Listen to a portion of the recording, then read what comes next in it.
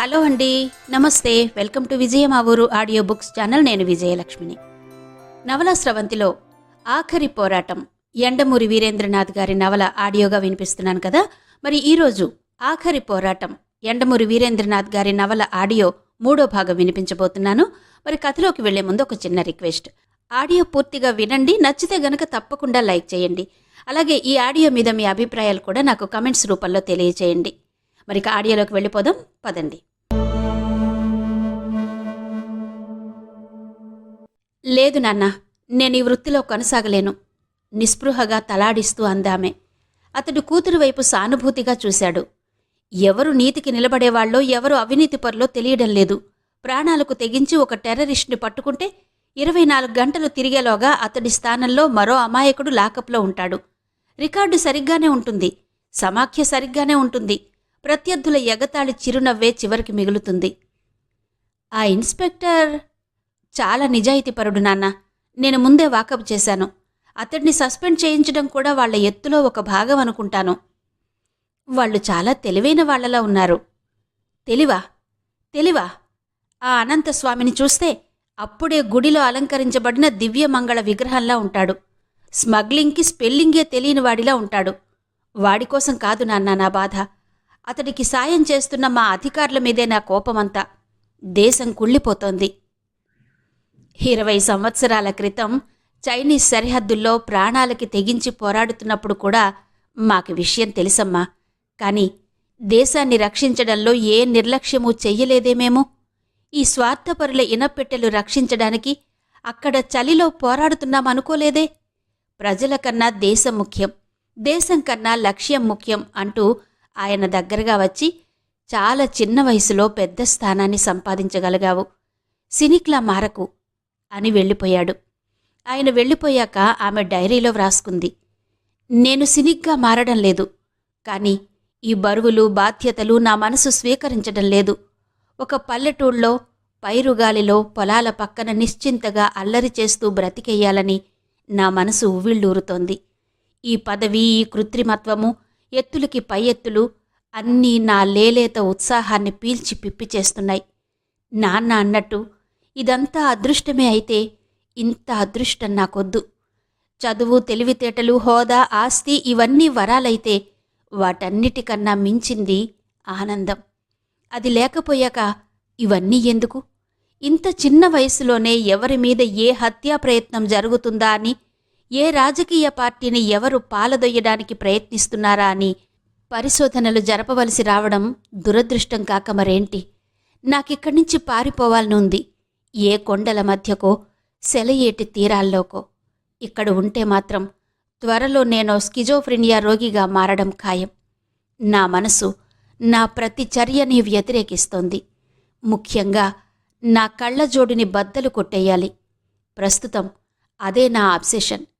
భగవంతుడా, నా తెలివితేటల్ని కావాలంటే కాసింత వెనక్కి తీసుకో. నాకు నచ్చేలా బ్రతికే అవకాశం నాకు వీలైనంత తొందరలో ఇవ్వు. నా గమ్యానికి నన్ను తొందరగా చేర్చు.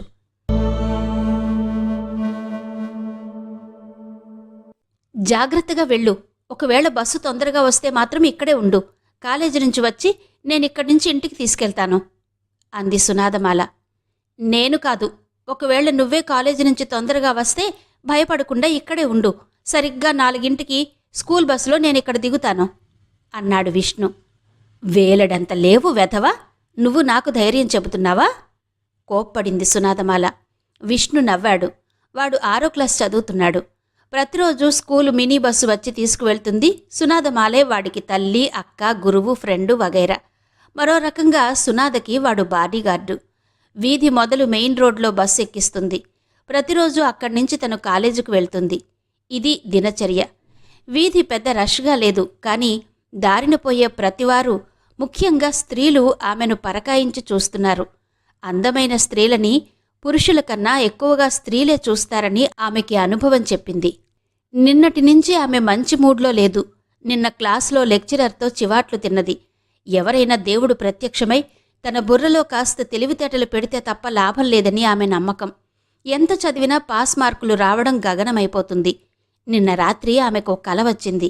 దేవుడు కలలో కనబడి, నీకేం కావాలో కోరుకో అన్నాడు. స్వామి, నాకున్న భయాన్ని పోగొట్టు, కాస్త తెలివితేటలు, కాస్త మాటకారితనం ఇవ్వు అంది. అలాగే, కానీ దానికి బదులుగా నువ్వు నీ అందాన్ని కాస్త త్యాగం చెయ్యవలసి ఉంటుంది అన్నాడు దేవుడు. చెప్పు, చేస్తావా? ఆమె సంతోషంగా ఒప్పుకుంటూ ఉండగా కలలో నుంచి మెలకు వచ్చింది. ఆమె ఎంత అమాయకమైందంటే వెంటనే వెళ్ళి అద్దంలో చూసుకుంది. విష్ణు, సునాదమాల బస్సుల కోసం నిలబడి ఉండగా వారికి 300 గజాల దూరంలో పేవ్మెంట్ రెస్టారెంట్ అద్దాల వెనుక కూర్చుని మాట్లాడుకుంటున్నారు విహారీ, పద్మాకర్లు. నా కారు నీకు 1 రోజుపాటు కావాలన్నావు, బాగానే ఉంది. కానీ నీకు తెలుసా, తన పక్క స్థానాన్ని స్నేహితుడికి ఇవ్వగలిగినవాడే నిజమైన స్నేహితుడు, అంతేకాని తన సీట్లో కూర్చోబెట్టుకునేవాడు కాదు నిక్కచ్చిగా అన్నాడు విహారీ. పద్మాకర్ అతడిని మోచేత్తో పొడిచి, అరే అటు చూడు అన్నాడు. సునాదమాల, వెళ్ళి మాట్లాడదాం పదగురు. విహారి పెద్ద ఉత్సాహం చూపించలేదు. మరీ ముద్దపప్పులా ఉంది బ్రదర్, మొన్న చూశాం కదా అన్నాడు. అదేం కాదులే, నీ మనసు మరోవైపు లాగుతున్నట్టు తోస్తున్నది నాటకీయంగా అన్నాడు పద్మాకర్ ఓరగా చూస్తూ. ఒకే రోజు పరిచయమైన 2 అమ్మాయిలు 2 వేర్వేరు కోణాల్లో అతడికి ప్రతిమల్లా కనబడుతున్నారు. దూరం నుంచి ఆ అమ్మాయి నిజంగానే లేలేత ఎండలో పోతపోసిన విగ్రహంలా ఉంది. విహారి అటే చూస్తూ ఉండడం గమనించి పద్మాకర్, ప్రతివాడు తన ప్రియురాలకి కాసిని తెలివితేటలు, చురుకుదనం ఉండాలని కోరుకుంటాడు గురూ, కానీ అవి లేకపోవడం డిస్క్వాలిఫికేషన్ కాదు. ఆ మాటకొస్తే సిగ్గే సింగారం అన్నారు పెద్దలు. ఇలాంటివాళ్లే ఒంటరిగా ఉన్నప్పుడు తెగ మాటకారులై శృంగారంలో రెచ్చిపోతారు. విహారి వినలేదు. అతడి ఆలోచనలు ప్రవల్లిక వైపే ఉన్నాయి. సునాదతో పోల్చుకుంటే అంత అందమైంది కాదు, కానీ ఏదో తెలియని టీవీ హుందాతనం ఆమెలో ఉన్నాయి. అతడి మనసు డోలాయమానమైన స్థితిలో ఉంది. వాళ్ళిద్దరూ చూస్తూ ఉండగానే బస్సొచ్చింది. సునాదమాల వెళ్ళిపోయింది విష్ణుకి జాగ్రత్తలు చెప్తూ. సాధారణంగా ఆమె విష్ణుని ఎక్కించే వరకు వెళ్లదు, కానీ అదే వీధిలో తెలిసిన ఒక ఆవిడ తన కొడుకుని కూడా స్కూల్ బస్ కోసం తీసుకురావడంతో కాలేజీకి ఆలస్యం అయిపోతోందని వెళ్ళిపోయింది. హాయ్ వినిల్ అన్నాడు విష్ణు. హలో అన్నాడు వినిల్. వాడి కళ్ళజోడు మేధావితనాన్ని సూచిస్తోంది. వాళ్ళమ్మ విష్ణుతో, సాయంత్రం మా ఇంటికి రాబాబు, వినిల్ బర్త్డే అంది. తప్పకుండా ఆంటీ అని వాడివైపు తిరిగి, నిన్న చెప్పలేదేన్రా వినిల్ అన్నాడు.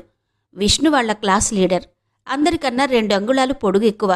వినిల్ వాడికి పూర్తిగా వ్యతిరేకి, పొట్టి, సిగ్గు, క్లాసులో ఫస్టు. చాక్లెట్ ఇస్తూ ఈరోజు చెప్దామనుకున్నాను అన్నాడు సన్నగా. అంతలో స్కూల్ బస్ వచ్చింది. స్కూల్లో పంచటం కోసం చాక్లెట్ల సంచి పట్టుకుని వినిల్ బస్ ఎక్కాడు. వెనక విష్ణు ఎక్కి రైట్ అన్నాడు. ఈ లోపల విహారీ, పద్మాకర్లు టీ డబ్బులిచ్చేసి కారు దగ్గరకొచ్చారు. వినీల్ తల్లి కిటికీ అవతల వైపుల నుంచి పార్టీకి రమ్మని విష్ణుకి మరోసారి గుర్తు చేస్తూ ఉండగా బస్ కదిలింది. అదే సమయానికి పద్మాకర్, విహారీ ఉన్న కారు బస్సు వెనక్కి వచ్చింది. కొంచెం దూరం ప్రయాణం చేశాక బస్సు ఆగడంతో విహారీ విసుగ్గా కిటికీలో నుంచి తల బయటకు పెట్టి చూశాడు. ముందు బస్సును ఎవరో బ్రేక్ ఇన్స్పెక్టర్ ఆపుచేసి లోపలకు ప్రవేశిస్తున్నాడు. విహారీ కారు పక్కకు తీసి బస్సును దాటి ముందుకు పోనిచ్చాడు. అతడు గాని పద్మాకర్ గాని తల తిప్పి బస్సులోకి చూసి ఉంటే ఈ కథ మరో రకంగా మలుపు తిరిగేది. బస్సులోకి బ్రేక్ ఇన్స్పెక్టర్లా ప్రవేశించిన వాడు డ్రైవర్ దగ్గరికి వెళ్ళగా వాడి అసిస్టెంట్ కండక్టర్ దగ్గర నిలబడ్డాడు. ఇద్దరూ ఎంతో ట్రైనింగ్ పొందిన ప్రొఫెషనలిస్టుల్లాగా ఒకేసారి డ్రైవర్, కండక్టర్ల మధ్య దాడి జరిపారు. అరక్షణంలో జరిగిపోయింది. డ్రైవర్ని పక్కకు తోసేసి ఒకడు డ్రైవింగ్ సీట్లో కూర్చున్నాడు. పిల్లలు చేసే హాహాకారాలు ఆ బస్సు చప్పుళ్లలో వినపడలేదు. బస్సు వేగంగా కదిలి క్షణాల్లో అక్కడి నుంచి అదృశ్యమైంది. ఒరేయ్, దిగరా కారు సడన్గా ఆపుచేసి విహార్ అన్నాడు. ఇది అన్యాయం గురు. పక్క స్థానాన్ని స్నేహితుడికిచ్చేవాడే నిజమైన స్నేహితుడన్నావు. ఇప్పుడు అమ్మాయి కనబడగానే కారు దిగమంటున్నావు. స్నేహితురాలు కనబడే వరకే స్నేహితుడికి పక్క స్థానం, ఆ తర్వాత 3వ స్థానం. దూరంగా నడుస్తూ వెళుతున్న ప్రవల్లికను చూస్తూ అన్నాడు విహారి. కరెక్ట్, 3వ స్థానాన్నే ఇవ్వు. అమ్మాయిని మధ్యలో కూర్చోబెట్టుకుందాం. నోర్మి, దిగుతావా లేదా అని వాడిని బలవంతంగా దింపేసి ప్రవల్లిక దగ్గరకు స్లోగా నడుపుకుంటూ వెళ్ళి హలో అన్నాడు. ఏదో ఆలోచిస్తున్న ఆమె తెప్పరిల్లి హలో మీరా అంది. రండి, డ్రాప్ చేస్తాను. అప్పుడే కనబడినట్టు అన్నాడు. ఆమె వచ్చి కారులో కూర్చుంది, ఇంటికి దారి చెబుతూ. మీ కారేమైంది? కారు లేకుండా వెళ్లాల్సిన పనొకటి తగిలింది. అంతకన్నా వివరాలు చెప్పడం ఇష్టం లేనట్టు ఆమె అర్ధోక్తిలో ఆపుచేసింది. అది గ్రహించి అతడు మాట మార్చాడు. మొన్న ఆగిపోయిన నాటకం మళ్ళీ ఎల్లుండి ఉంది. మీరొస్తారా? ఆఖరి పోరాటం కదూ? అవును. ఏంటి థీమ్? తరతరాల బీదరికాన్ని మరింత క్లిష్టం చేస్తూ ఒక బూర్జువా భూకామందు చేసే దురాగత చర్యలకు పీడిత ప్రజానీకం చేసే తిరుగుబాటు ఆఖరి పోరాటం. ఉత్తేజితుడై చెప్పాడు విహారి. దానికి మీరు నిర్దేశకులా? మంత్రిగారి వేషం కూడా వేసినట్టున్నారు? అడిగిందామె. అవును. ఏం చేస్తూ ఉంటారు మీరు? విహారి వెంటనే జవాబు చెప్పకుండా ఆగిపోయాడు. చెప్పడానికేం లేదు. మీ తల్లిదండ్రులు బాగా ఆస్తిపరులనుకుంటాను అందామె. నాకు తండ్రి లేదు, తల్లి ఉంది. మా తాతగారి తరపు ఆస్తి వచ్చింది. తాతగారంటే మా తల్లిగారి తండ్రిగారు. చెప్పాడే గాని ఆమె దేనిని గమ్యంగా పెట్టుకుని అడుగుతుందో అర్థమైనట్టు అతడి స్వరంలో అదోలాంటి సందిగ్ధత ధ్వనించింది. అతడేమీ తెలివిహీనుడు కాదు అర్థం చేసుకోలేకపోవడానికి. ఆమె తల తిప్పి అతడి వైపు చూసింది. పొద్దున పూట ఎండ అతడి మొహం మీద అట్నుంచి పడుతుంది. కొనదేలిన ముక్కు ఎంతో అందంగా సిల్హౌంట్లాగా కనబడుతుంది. అతడు డ్రైవ్ చేస్తూ క్రింది పెదవిని బిగించిన విధానం అదో రకమైన పట్టుదలని సూచిస్తుంది. ఆమె అన్నది, నాకు నాటకాల గురించి తెలీదు.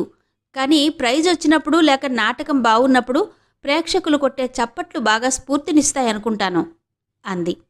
అవును, ఆ చప్పట్లతో మేము పడిన కష్టమంతా పోయినట్టనిపిస్తుంది. అదిగో వినరా చప్పట్లు. ఆ చప్పట్లే కదరా ఆకలిగొన్న కళాజీవికి పంచభక్ష పరమాన్నాలు అన్నాడొక రచయిత. ఉత్సాహంగా చెప్పాడు విహారి. అంత అందమైన అమ్మాయి, అంత పెద్ద పొజిషన్లో ఉన్న ఆఫీసర్ తన కృషి చేస్తున్న రంగాన్ని మెచ్చుకోవడం అతడికి చాలా ఉత్సాహాన్నిచ్చింది. మా నాన్నగారికి రాష్ట్రపతి పరమవీర చక్ర మెడల్ తగిలిస్తున్నప్పుడు కూడా ఇలాంటి చప్పట్లే.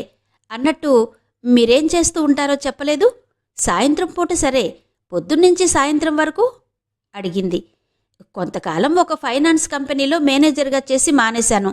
ఉద్యోగానికి నాకు సరిపోదనిపించింది. ఆమె నవ్వి, వాళ్ళిచ్చే జీతం మీ ఒకరోజు ఖర్చుకు సరిపోయి ఉండదు బహుశా అంది. అది నిజమే. కాని అతడు నవ్వలేదు. బూర్జువాల మీద పోరాటమని ఎందుకన్నానా అనుకోసాగాడు. అతడి మనసులో ఏమూలో అతని పట్ల అతడికి ఇన్ఫీరియారిటీ కాంప్లెక్స్ ఉండి ఉండవచ్చు. ఆమె సంభాషణ అతనిలో లోపలి భావాల్ని భూతద్దంలో చూపిస్తున్నది. అంతర్మథనం ఎప్పుడు ప్రారంభమవుతుందో అప్పుడు అది ఎదుగుదల వైపు దారితీస్తుంది. దానికి పెద్ద సంఘటనలు కారణాలు అవసరం లేదు. తనని తాను చూసుకోవడానికి ఆమె అద్దంలా కనబడింది. తన ట్రూప్లో సగం మందికి పైగా రకరకాల ఆఫీసుల్లో పనిచేస్తున్నారు.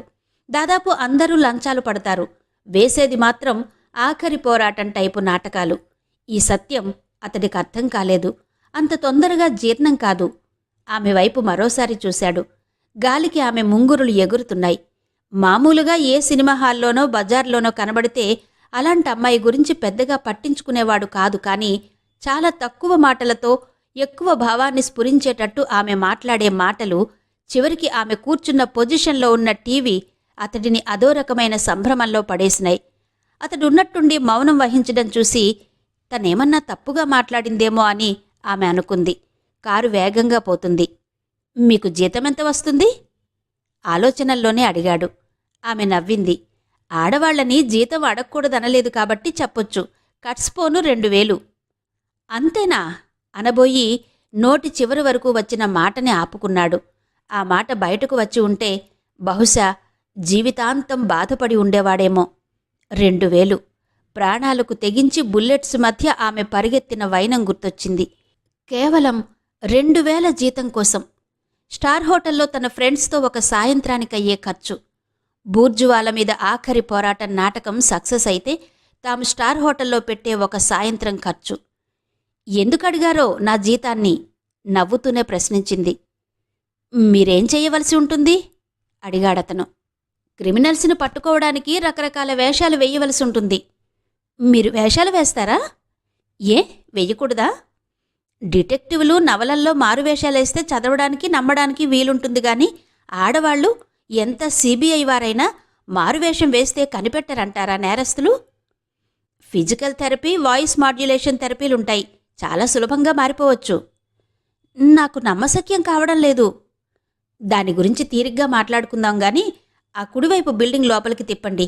అదే మా ఇల్లు. కారు మొక్కల మధ్య నుంచి లోపల పోర్టుకోలోకి వెళ్ళి ఆగింది.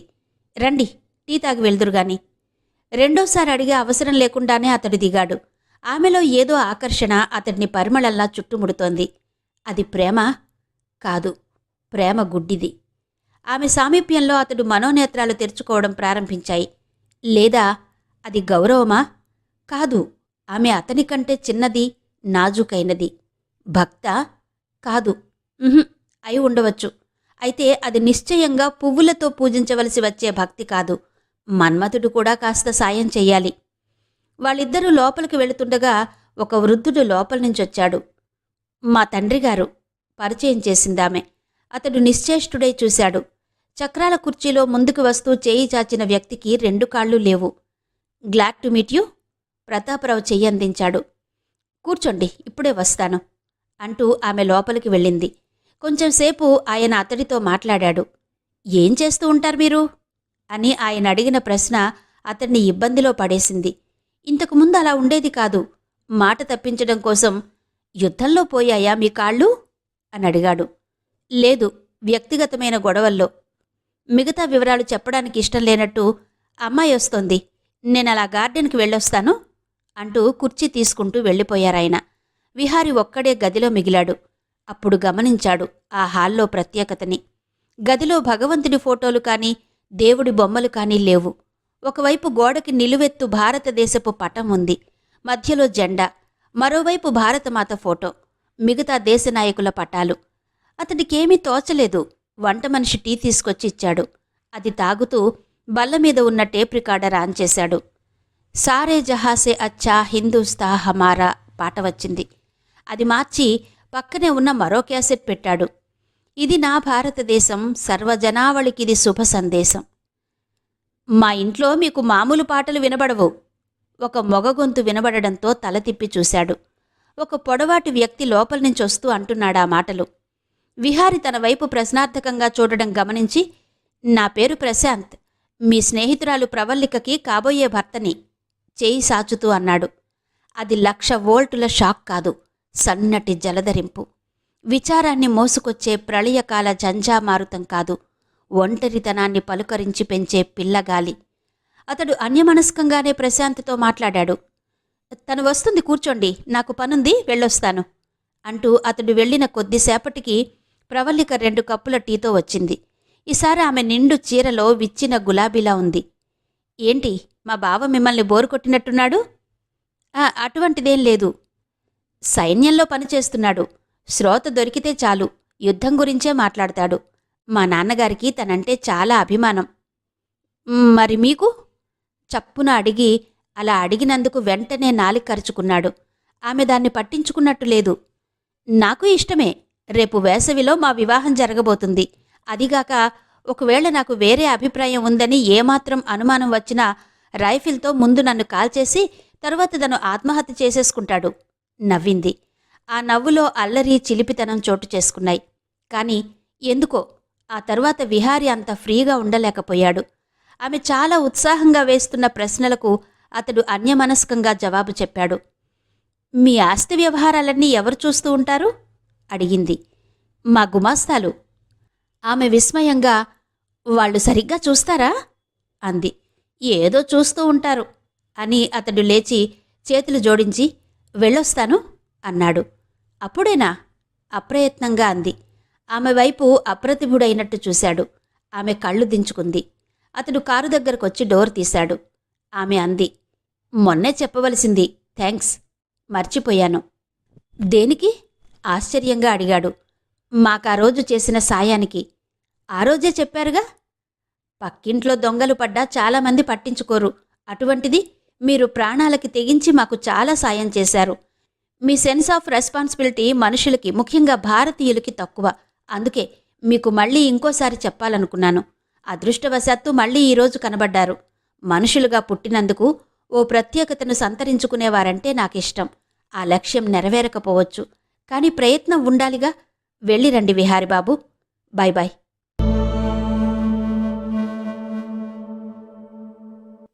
సాయంత్రం 4:30 అయింది. సునాదమాల బస్టాప్లో నిలబడి ఉంది. అరగంటైనా స్కూల్ బస్ రాలేదు. ఆమెలో కంగారెక్కువయింది. ఒకవేళ తనకన్నా ముందే దిగి విష్ణు ఇంటికి వెళ్ళిపోయాడేమో అనుకుని ఇంటికొచ్చింది. అదేంటమ్మా ఒక్కదానివే వచ్చావే అంది బామ్మ. సునాద పాలిపోయిన ముఖంతో విష్ణు రాలేదా అని అడిగింది. రాలేదే. ఆమె గిర్రున వెనుతిరిగింది. బామ్మ వెనక నుంచి ఎందుకే అంత కంగారు అంటున్నా వినిపించుకోకుండా బస్టాప్ దగ్గరకు పరిగెత్తుకు వెళ్ళింది. అప్పటికే అక్కడ వినీల్ వాళ్ళ అమ్మ ఉంది. ఆమె కూడా కంగారు పడుతోంది. సమయం 5:30 కావస్తోంది. మరో పావుగంట చూసి ఇద్దరూ రిక్షాలో స్కూలుకి వెళ్లారు. స్కూల్ కాంపౌండ్లో పోలీసులను చూడగానే సునాదమాల గుండె ఆగినంత పనయింది. అక్కడ 10 మంది దాకా పోలీసులున్నారు. అప్పటికే 25 మంది దాకా పేరెంట్స్ చేరుకుని ఉన్నారు. అంతా గోలగోలగా ఉంది.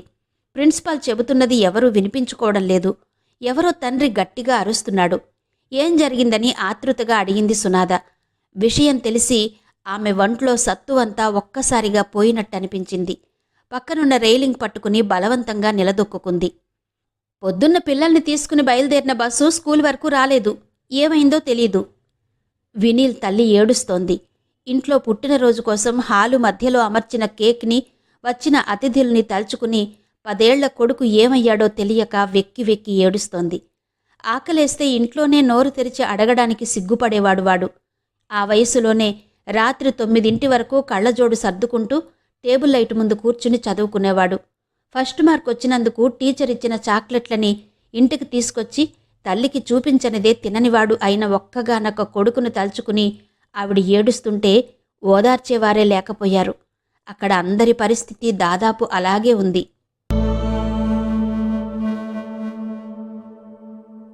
ముఖ్యమంత్రి టేబుల్ మీద ఫోన్ మోగింది. అది ఆయన పర్సనల్ నెంబర్. పిఏ, సెక్రటరీలకు కాకుండా డైరెక్ట్గా ఆయనకే వెళుతుంది. చాలా కొద్ది మందికి మాత్రమే తెలుసు ఆ నంబర్. ఆయన రిసీవర్ ఎత్తి హలో అన్నాడు. ఈరోజు పొద్దున గాడ్ ఫాదర్ స్కూల్ బస్ పిల్లల్ని తీసుకువెళ్తుంటే దారి మళ్లించబడింది. ఆ వార్త మీ వరకు వచ్చిందా? ఎవరు మీరు? ఆ బస్సును దారి మళ్లించిన వాళ్లం. ఆయన నొసలు ముడిపడ్డాయి. ఆవేశాన్ని అతి కష్టం మీద అణుచుకుంటూ ఏం కావాలి మీకు అని అడిగాడు. ప్రస్తుతం ఆ పిల్లలు మా దగ్గరే ఉన్నారు. అంతమంది పిల్లల్ని ఒకే చోట ఎక్కువ కాలం ఉంచడం కష్టం. అంతమందికి తిండి కూడా ఖర్చే.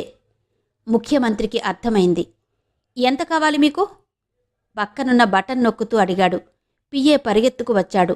కాగితం మీద ట్రాప్ దిస్ ఫోన్ అని రాశాడు. పిఏ అదే వేగంతో వెళ్ళిపోయాడు. చెప్పండి, ఎంత కావాలి మీకు?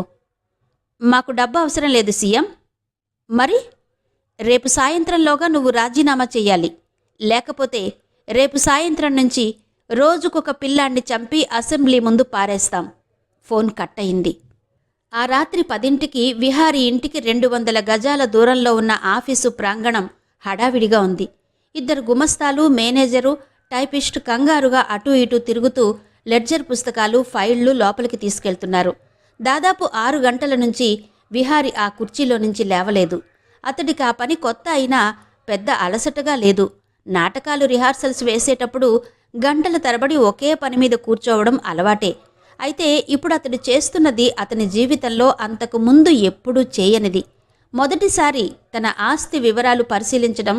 దాదాపు 6 గంటల పాటు మొత్తం చదివాక అతడికి ఒక అవగాహన వచ్చింది. ఆ తర్వాత లెక్కలు పరిశీలించడం మొదలుపెట్టాడు. లెడ్జర్లు, డే బుక్కులు, ట్రయల్ బ్యాలెన్సులు, బ్యాలెన్స్ షీట్లు ఒక పద్ధతి ప్రకారం చూసుకుంటూ వచ్చాడు. తెల్లవారుజాము వరకు అలా చూస్తూనే ఉన్నాడు. వర్ధనమ్మ తెలతెలవారుతుండగా లేచి కొడుకు ఇంకా అవుట్ హౌస్లోనే ఉన్నాడని గంగూలీ చెప్పగానే కంగారుగా అక్కడికొచ్చింది. పుస్తకాల వెనుక విహారీ మొహం కనబడడం లేదు. పక్కనే 5-6 ఖాళీ టీ కప్పులున్నాయి. ఆమెకు ఆ దృశ్యం అపూర్వంగా తోచింది. మొట్టమొదటిసారి కొడుకుని అలా చూడడం ఆమె కళ్ళు అశ్రుపూరితాలయ్యాయి. ఈ లోపులో ఆఖరి అకౌంట్ పుస్తకం నుంచి పెన్సిల్తో లెక్క వేసుకుని కూడిన విహారీ తలపైకెత్తి అంత పొద్దునే తల్లిని అక్కడ చూసి ఆశ్చర్యాన్ని అణుచుకుంటూ తిరిగి తన మూడ్లోకి వచ్చి, గత 1 సంవత్సరంలోనే గౌరవనీయులైన మన మేనేజర్ గారు 4,65,000 దాకా తినేశారమ్మా అన్నాడు. ఆమె మాట్లాడలేదు. అతనే అన్నాడు, ఇది ఈ సంవత్సరంది. మరి గత 10 సంవత్సరాలుగా ఈ విధమైన ఆస్తి ఎంత పోయిందో లెక్క తేలాలంటే నాకు మరొక నెల టైం కావాలి. ఆ సంఖ్య తెలుసుకుంటే బహుశా మనిద్దరి గుండెలు ఆగిపోవచ్చు అన్నాడు. వర్ధనమ్మ నవ్వి, గుండె ఆగిపోతే ఆగిపోతుందేమో గాని అది ఆస్తి పోయినందువల్ల మాత్రం కాదురా, ఇన్నాళ్లకి కొడుకు ప్రయోజకుడయ్యాడన్న సంతోషంతో అంది. ఆమె చెప్పింది నిజమే. కొడుకు తెలివితేటల పట్ల ఆమెకే విధమైన అనుమానమూ లేదు. నాటకాల్లో పడి పాడైపోతున్నాడని బాధ అంతే. ఒక్కరోజు ఉన్నట్టుండి ఆ కొడుకు రాత్రంతా మేల్కొని 1 సంవత్సరం అకౌంట్లన్నీ మొత్తం పరిశీలించాడంటే ఆమెకు అంతకన్నా కావలసిందేముంది? ప్రతి వ్యక్తి ఏదో ఒక వయసులో బాధ్యత గుర్తిస్తాడు. అలా గుర్తించిన వ్యక్తి క్రమక్రమంగా దానిలో లీనమవుతాడు. అయితే విహారి ఇలా ఉన్నట్టుండి పనిలో పడడానికి కారణం ప్రవల్లిక మాట్లాడిన 4-5 మాటలు. అవి చాలు. దానికి తర్కం లేదు. ఆమె మాటలు అతడి గుండెను సూటిగా తాకాయి. సాధించాలనుకున్నాడు, సాధించాడు. అతడికి ఈ ఆనందం గొప్ప సంతృప్తినిచ్చింది. చాలా చిత్రంగా అతనికి ఏమాత్రం అలసట అనిపించలేదు. ఒక రచయిత తన జీవితపు అతి గొప్ప నవల ఆఖర్లో శుభం రాశాక వేళ్లు విరుచుకుంటూ నిట్టూరుస్తున్నప్పుడు కలిగే ఆనందానికి ఖరీదు కట్టగలిగే షరాబు ఎవరు? అటువంటి ఆనందం ఆ ప్రత్యూష సమయాన అతడికి కలిగింది. ఆ ఆనందాన్ని అతడు ఆ అమ్మాయితో పంచుకోవాలనుకున్నాడు. ఇందులో కూడా చిత్రమేమీ లేదు. ఆ అమ్మాయికి త్వరలో వివాహం జరగబోతూ ఉందని తెలుసు. కాని ఆమెకి తనలో ఈ పరిణామం సంగతి చెప్పడానికి వేరే కారణాలు ఉండనవసరం లేదు. ప్రతి మగవాడు స్త్రీ దగ్గర ఏ వయస్సులోనైనా చిన్నవాడే. చిన్నపిల్లవాడు తరచూ అద్దంలో తన మొహాన్ని చూసుకోవాలని అనుకున్నట్టు ప్రతి పురుషుడు తనకు స్ఫూర్తినిచ్చిన స్త్రీ అభినందనపూర్వకమైన చిరునవ్వులో తన విజయాన్ని చూసుకోవాలనుకుంటాడు. ఆ సాయంత్రం అతడు ప్రవల్లిక ఆఫీసుకు వెళ్ళాడు. చాలా చిన్నదైన ఆ గది అందంగా ఉంది. వుడెన్ ప్యానెల్స్, ర్యాక్స్, 2 ఫోన్లు. ఎవరో మనస్తత్వ శాస్త్రవేత్త అన్నట్టు గదిని బట్టి అందులో నివసించే మనిషిని అంచనా వేయొచ్చు. ప్రవల్లిక అతడిని చూసి సంభ్రమంగా ఆహ్వానించింది. క్రితం రాత్రి జరిగింది అతడు చెబుతుంటే ఆమె కళ్ళు అదో విధమైన కాంతితో మెరిశాయి. అతడు చెప్పిందంతా విని ఆమె, కంగ్రాచ్యులేషన్స్, 1,00,000 పోయినందుకు కాదు, పోబోయే 1,00,000 మిగిలినందుకు అంది. ఇదంతా మీరు మొన్న ఒక్క మాట అనడం వల్ల ప్రవల్లిక అనబోయాడు. కానీ అనలేదు. ఆమె దాన్ని అపార్థం చేసుకోవచ్చు. తను మరో అభిప్రాయంతో అంటున్నాడని అనుకోవచ్చు. ఎవరో రచయిత అన్నట్టు మనకు ఎంతో గొప్పగా అనిపించిన భావాలు ఇతరులకి ఏమీ అనిపించకపోవచ్చు. నా ఒక్క చిన్న మాట వల్ల నీలో ఇంత మార్పొచ్చిందా అని ఆమె తేలిగ్గా నవ్వుకోవచ్చు. అతడు లేచి వెళ్ళొస్తాను అన్నాడు. అప్పుడేనా? కూర్చోండి, కూల్ డ్రింక్ తీసుకుని వెళ్దురుగాని. వద్దు, ఎందుకో మీకు ఈ విషయం వెంటనే చెప్పాలనిపించింది, వెళ్ళొస్తాను అని ఆమె దగ్గర సెలవు తీసుకుని వెళ్ళిపోయాడు. ఆమె అతడు వెళ్ళిన వైపే చూస్తూ ఉండిపోయింది. ఎందుకో తెలీదుగాని పచ్చపచ్చటి ఆకుల మధ్య నుంచి మంచులో తడిసిన గులాబీ నెమ్మదిగా విచ్చుకున్నట్టు ఆమె పెదవుల మధ్య సన్నటి చిరునవ్వు కదిలింది. ఆమె ఆహ్లాదపు మూడ్ని చెదర్చటానిక అన్నట్టు ఆ గదిలో ఫోన్ మ్రోగింది. హలో అంది. కోడ్ నెంబర్ ప్లీజ్ ఆమె చెప్పింది. చాలా ముఖ్యమైన రహస్యమైన విషయాలు చెప్పబోయే ముందు ఈ రకమైన కన్ఫర్మేషన్లు చేసుకుంటారు. ప్రవల్లిక, నేను చీఫ్ని మాట్లాడుతున్నాను. చెప్పండి సార్. మనం చాలా ఇబ్బందుల్లో పడ్డాం. రాబోయే 24 గంటల్లో డిపార్ట్మెంట్ ఒక కీలకమైన సమస్యను ఎదుర్కోబోతోంది. ఏంటి సార్? అతడు వివరించాడు. వింటుంటే ఆమె చెయ్యి అప్రయత్నంగా రిసీవర్ మీద బిగుసుకుంది. మై గాడ్ అనుకుంది మనసులో. సిబిఐ చీఫ్ చెబుతున్న ప్రతి వాక్యము అతడి చేతుకున్న తాయెత్తు తాలూకా మైక్రోఫోన్లో వింటున్న అనంతానంత స్వామి పెదవుల మీద చిరునవ్వు కదలాడుతోంది.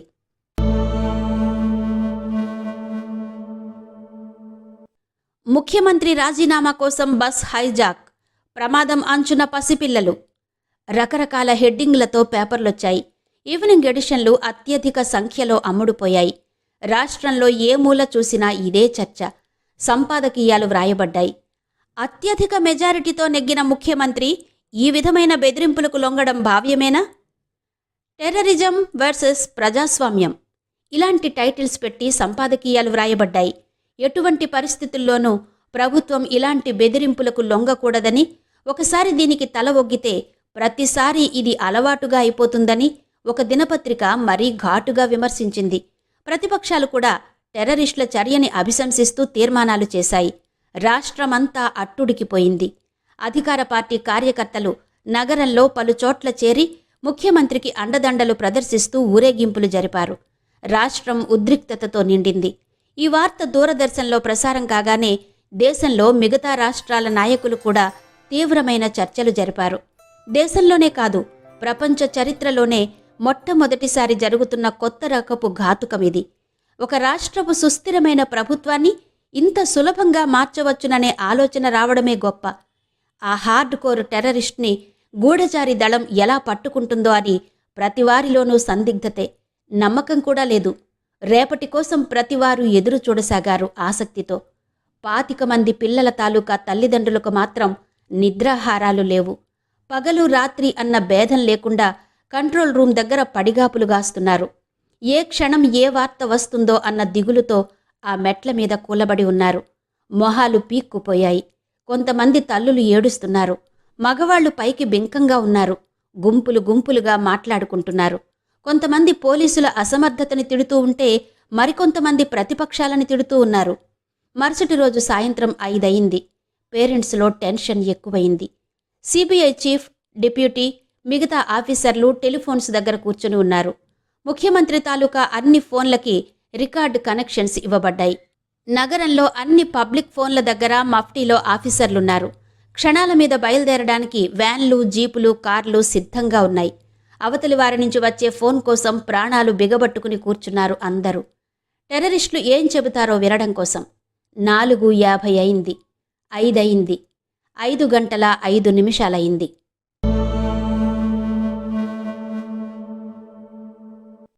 మాటిమాటికి ఫోన్లు చేయడం, గడువు కొద్దిగా పెంచడం, రాయబారాలు నడపడం ఇవన్నీ పాత పద్ధతులు. అనుకున్నది అనుకున్నట్టు సాగించండి చెప్పాడు అనంతానంతస్వామి. రామ్లాల్ నసిగాడు. మన వాళ్ళు రక్తం తాగే కిరాతకులే, కానీ మరీ 10 ఏళ్ల పసిపిల్లల్ని కాల్చాలంటే. అనంతానంతస్వామి అతడి వైపు చిత్రంగా చూశాడు. తర్వాత నవ్వాడు. పసివాడిదైనా పెద్దవాడిదైనా ప్రాణం ప్రాణమే. ఎవరిని చంపినా ఒకటే పాపం. ఒకరిని గద్దె దింపుతామని మనం వేరొకరికి వాగ్దానం చేశాం. ₹1 కోటి ఒప్పుకున్నాం. ఇప్పుడు పసిపిల్లలు, జాలి అని సాకులు చెప్తే ఎలా? ఎవరున్నారు ఆ పిల్లల దగ్గర? A1, A2, A4. నేనే వస్తానక్కడికి. ఈ లోపులో పని పూర్తి చెయ్యి. వెళ్ళు. రామ్లాల్ వెళ్ళాడు. అతడు నరరూప రాక్షసుడు, దేశంలోకెల్లా భయంకరమైన టెర్రరిస్ట్. కాని అతడికి ఒకటే బలహీనత. చిన్నపిల్లల్ని ఏమీ చెయ్యలేడు. కావాలంటే భార్యను కూడా నరికి పోగులు పెట్టగలడు. 100 మందిని కట్టగట్టి కిరసనాయిలు పోసి తగులబెట్టగలడు. కాని అతడికి ఆ వయసున్న కొడుకులిద్దరున్నారు.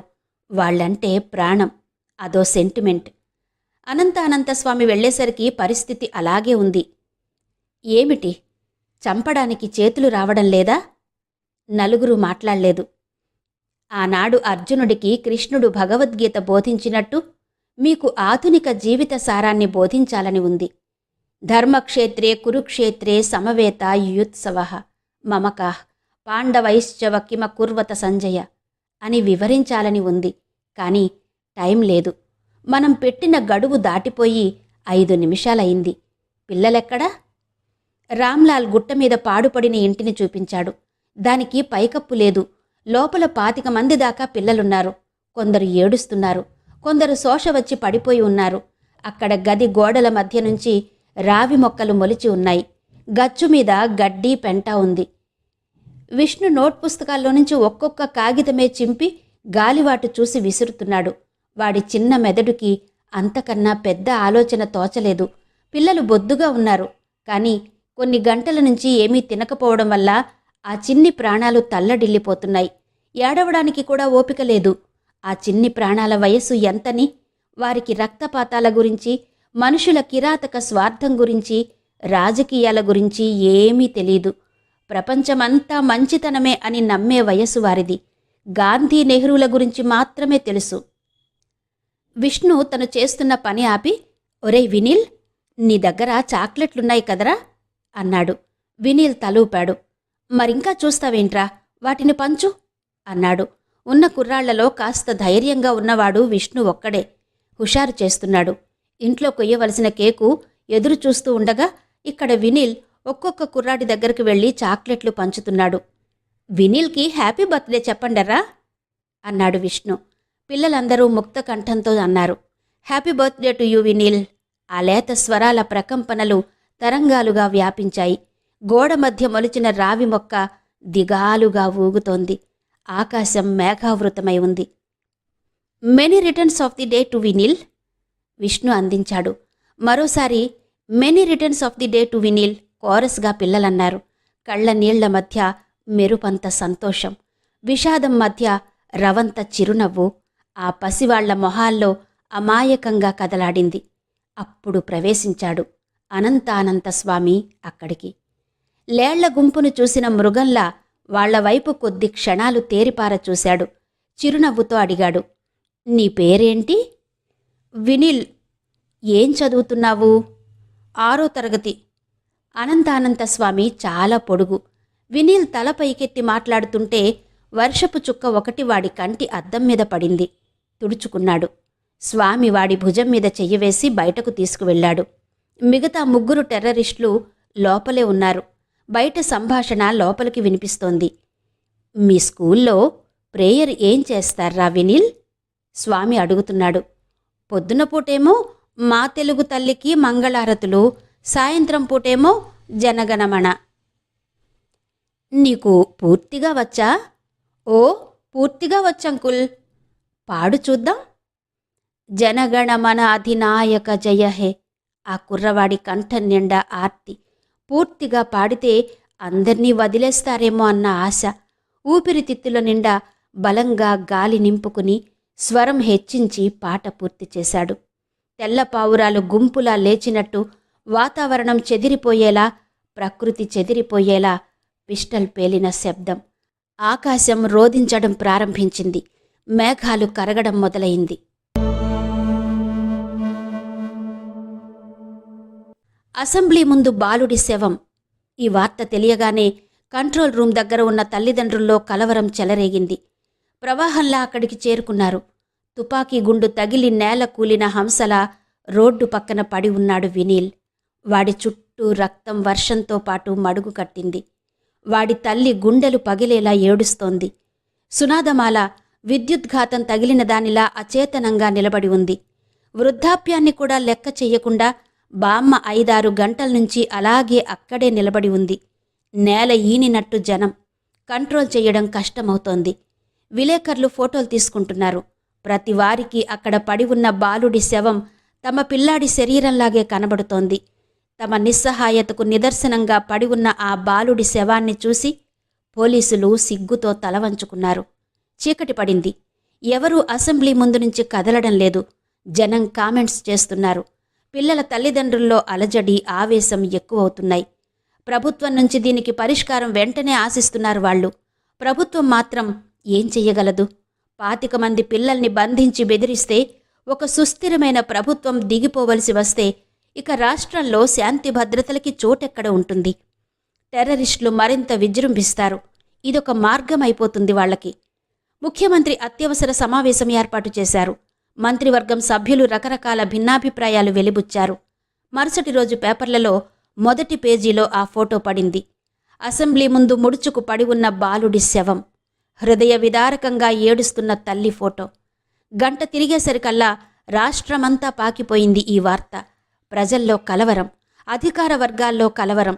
ఎంతమంది పిల్లల్ని ఇలా బలిపెడతారు ముఖ్యమంత్రి? ఎందుకీ టెన్షన్? పోనీ రాజీనామా చెయ్యకూడదు?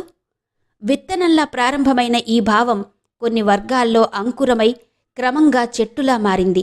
ప్రజాభిప్రాయం మార్చడం ఎంతసేపు? సాయంత్రం అయ్యేసరికి మరో శవం తయారవుతుందా? ఈ ఆలోచనే ప్రజలు భరించలేకపోతున్నారు. ఆ నరరూప రాక్షసులు వార్నింగ్ కూడా ఇవ్వడం లేదు, సంప్రదింపులు జరపడం లేదు. 25 రోజుల పాటు రోజుకొక కుర్రవాణ్ణి చొప్పున చంపుతామని దృఢ నిశ్చయంతో ఉన్నారు. ఆ నమ్మకాన్ని ప్రజల్లో కలిగించారు. పత్రికా సంపాదకీయాల్లో కూడా నిన్న ఉన్నంత పట్టుదల లేదు. ముఖ్యమంత్రి ఏదో చెయ్యాలన్న అభిప్రాయాన్ని నెమ్మదిగా సూచించాయి. అలా కాకుండా ఏమాత్రం అటూ ఇటూగా వ్రాసినా ప్రజాగ్రహానికి లోను కాక తప్పదు. ఇంకో 2 మరణించే వరకు చూద్దాం అని వ్రాస్తే పేపరు వ్యాన్లు తగలబడిపోతాయి. ఏ పత్రికైనా బ్రతికేది ప్రజల మీదే. విలేకరులు మాత్రం ఏం చేస్తారు? నిన్న మొన్నటి వరకు ముఖ్యమంత్రి పట్ల సానుభూతితో దీన్ని ఎలా అయినా ఎదుర్కోవాలని సలహా ఇచ్చిన వారే ఇప్పుడు కాస్త వెనుకాడుతున్నారు. విమానాన్ని హైజాక్ చేసిన వారు కూడా అవతలివారు ఆలోచించడానికి కాస్త టైం ఇస్తారు. వీళ్ళు అదీ చేయడం లేదు. తమ లక్ష్యం తప్ప మిగతా దారులు మూసేశారు. Ball is in your court అన్న అభిప్రాయాన్ని కలుగచేశారు. అధికార పక్షం ఇరుకున పడింది.